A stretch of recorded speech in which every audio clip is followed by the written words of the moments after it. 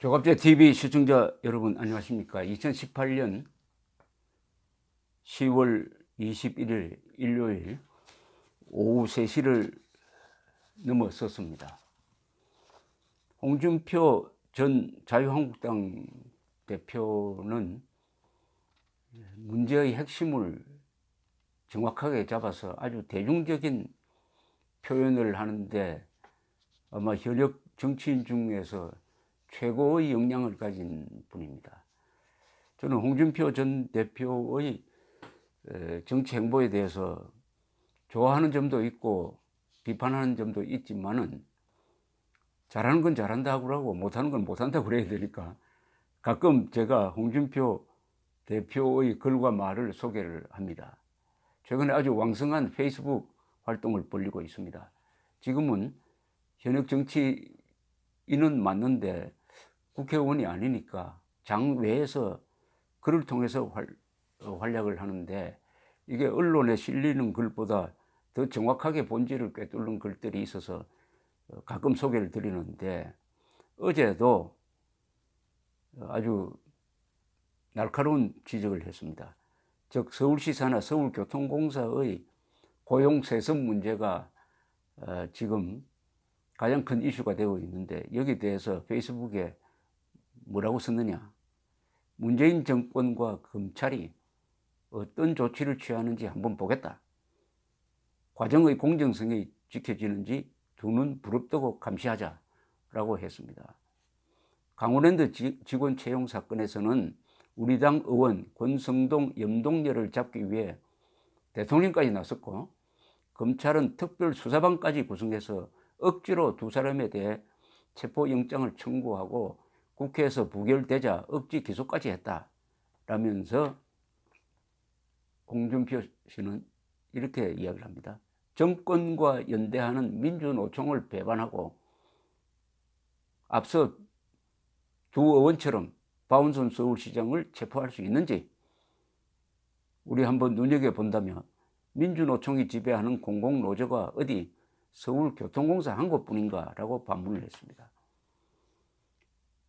이어서 내가 경남지사를 할 때 채용 비리가 있는지 아직도 뒤지고 있다고 한다면서 상대방이 한 것은 모두 적폐이고 자신들이 하는 것은 모두 정의롭다는 문재인 정권의 후한무치를 그대로 방치하는 야당은 야당으로서 존재 가치가 없고 국민들로부터 버림을 받을 것이다 라고 했습니다.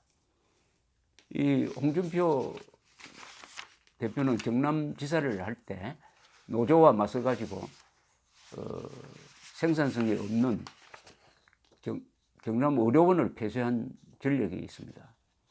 그래서 이 강성귀족노조라는 표현을 자주 쓰는데 지난달 5일에도 페이스북에다가 비정규직 차별 해소를 위해 오랫동안 많은 정책을 강제하고 실시했지만 해결되지 않는 것은 본질을 간과했기 때문이다. 문제의 본질은 정규직 근로자의 고용 유연성이 강성 귀족 노조에 의해 저지되고 있기 때문이다. 비정규직 채용이 늘어날 수밖에 없다라고 강조했습니다. 즉 정규직 근로자의 고용 유연성이 있어야 이게 비정규직 줄어들 텐데 강성 귀족 노조가 있음으로 해서 이 사업주나 기업인들이 비정규직으로 채용할 수밖에 없는 구조가 있다. 그러니까 결국은 비정규직의 책임은 귀족 강성 노조에 있다. 이번에 드러났듯이 친인척을 취업시켜 주는데 민노총 등이 압력을 행사를 한다면은 거기에 부당하게 취업한 자리만큼은 다른 일자리가 사라지는 거죠. 일자리를 두고 공정하게 경쟁하는 그런 구조가 아니고 비정규직을 사실상 홀대하는 강성 귀족 노조가 오늘날의 경제 등등 모든 문제의 근본 원인이다. 이런 주장입니다. 독일의 현재 번영은 슈레더 좌파 정권 시절 하루츠 노동개혁을 하면서 고용의 유연성을 확보했기 때문에 가능했다. 고용의 유연성이라고 하는 것은 좀 어려운 말이고, 해고도 자유롭게 하고, 거의 자유롭게 하고, 채용도 자유롭게 해야 된다.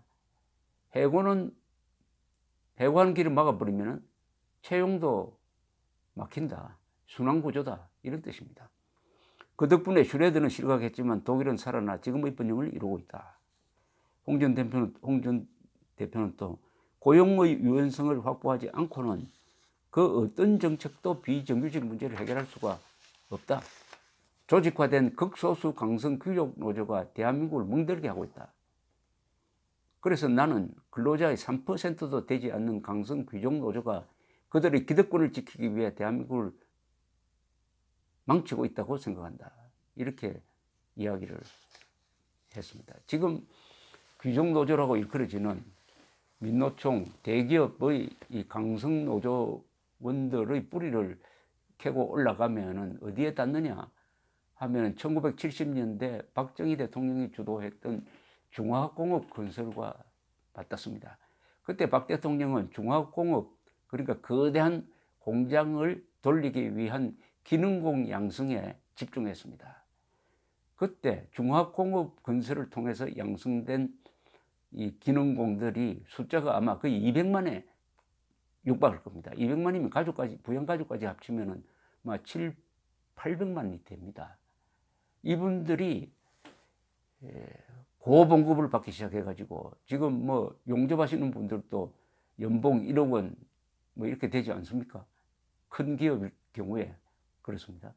이분들이 노조를 만들고 그 노조가 강성 노조가 되고 이제는 고용할 때 자기 자녀들 또는 친인척까지 특혜를 주는 이런 구조로 감으로써 이게 어떻게 보면 특권 계급화되고 말았습니다.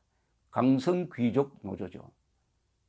귀족 노조에다가 강성이고 이렇게 하니까 고용시장이 경색되고 따라서 고용을 할 때도 정규직으로 채용하는 것이 아니라 비정규직으로 채용해가지고 해고를 쉽게 하겠다고 하는 이 기업인들의 말하자면은 반응으로 해서 오늘날 비정규직 문제가 이렇게 심화가 된 것은 뭐 여러분들도 잘 아는 사실인데 아주 아이러니컬한 것은 이 바로 이렇게 고봉급을 누리는 이 귀족노조 핵심 멤버들의 족보가 박정희의 중화공업건설과 다 있다는 사실이죠. 그런데 또 그 박 대통령의 딸을 몰아내는 이 촛불 시위에 또 이 사람들이 주도적 역할을 했습니다. 이게 참 아이러니하다 할까요? 은혜를 원수로 갚는다고 해야 될지 하는 이런 생각이 드는데 어쨌든 이번에 고용세습 문제가 생겼고 문재인 대통령이 고용비리에 문제가 있는 것은 형법으로 다뤄가지고 중요한 몇 사람이 구속되곤 했는데 이번에 이 교통공사, 서울교통공사에서 일어난 상당한 규모의 이 고용세습이라고 할까 고용에 있어서의 불법 의혹 문제에 대해서는 공정한 수사가 이루어져야 된다 하는 게 홍준표 대표의 상당히 설득력 있는 이야기입니다. 그러려면은 아주 여기 핵심적으로 지적했지만은 이 정권이 민노총과 협조 관계인데 민노총을 배신하고 민노총을 수사를 해야 되니까 민노총을 배신하고 그렇게 해서 박원순 현 서울시장까지 수사 대상으로 삼는지 안 삼는지 한번 보자. 만약 삼지 않는다면 자유한국당 의원에 대한 이 수사는 불공평한 것이 된다 하는 이런 일종의 직격탄입니다. 대한민국의 역사는 항상 특권층을 축소시키는 방향으로 우리 민족사가 발전해 왔습니다. 왕이라든지 귀족이라든지 또는 소수의 사대부가 정권을 잡는 식으로 하다가 결국 식민지가 되고 난 다음에 비로소 3.1운동을 통해서 모든 백성이 이제는 국민이다. 국민이다 해가지고 나라의 운명에 정치에 참여하는 쪽으로 바뀝니다. 3.1 운동을 내년이 100주년이 됩니다만 3.1 운동을 통해서 백성의 시대가 끝나고 국민의 시대가 시작되었다고 합니다. 그러나 실질적인 국민의 시대는 1948년 8월 15일 시작되었고 그 뒤에 한국에서 또 한 번의 중요한 혁명적 상황이 바로 5.16 군사혁명이죠. 5.16 군사혁명을 통해서 우리나라 역사상 800년 만에 처음으로 군인, 기업인, 과학자, 기술자가 대우받는 시대가 열렸습니다. 산업공상의 신분이 그때 상당히 변화를 겪었습니다. 항상 멸시받던 군인, 기업인이 새로운 역사를 창조하는 주역으로 등장을 했습니다. 그러다가 80년대부터 다시 과거로 돌아간 것은 민주화를 하다가 보니까 권력을 잡는 사람이 정치인, 지식인, 언론인, 검사, 판사, 요사이는 귀족노조 이렇게 됐습니다. 다시 조선조의 4대부 시절로 돌아갔고 어떻게 보면은 과거 시험 합격자가 조선조를 망쳤다 그러면 지금은 행정고시, 사법고시 합격자가 대한민국의 법치와 민주주의 제도에 위협이 되고 있는 이런 상황이 되었어요. 사자 계급이 다시 권력을 잡았습니다. 조선조로 회귀하고 있는 면이 있습니다. 이래서는 안 되죠. 우리는 신종 특권 세력, 신종 기독권 세력, 신종 양반 세력이죠. 양반 세력입니다. 신종 양반 세력을 타도한다는 말은 안 쓰겠습니다. 약화시키는, 타파하는, 그들의 기득권을 타파하는 쪽으로 우리가 한 번 더 진정한 혁명을 할 필요가 있습니다. 어떻게 보면 진정한 계급혁명이 남았는지 모르죠.